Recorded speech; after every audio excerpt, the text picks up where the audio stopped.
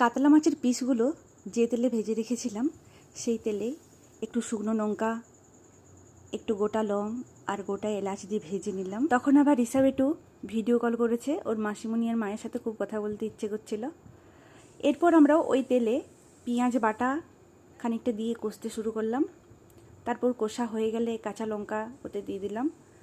এবার নুন আর আদা বাটা, রসুন বাটা 1 চামচ দিলাম। এরপর খুব ভালো করে এটাকে কষে নিতে হবে।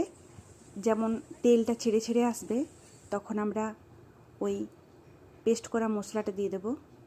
এই মশলাটাতে আছে কাজু বাটা, পোস্ত বাটা আর চারমগজ বাটা আর একটুখানি মৌরি বাটা। এরপর একটুখানি জিরে গুঁড়ো আর ধনে গুঁড়ো দিয়ে আবার ভালো করে কষে নিলাম। এদিকে ফেটিয়ে রাখা দইটা তারপর দিয়ে দিলাম। এবার এটা বারবার নাড়তে হবে, না হলে কেটে যাবে। এরপর ফুটে এলে পিসগুলো দিয়ে রেডি হয়ে গেল দই।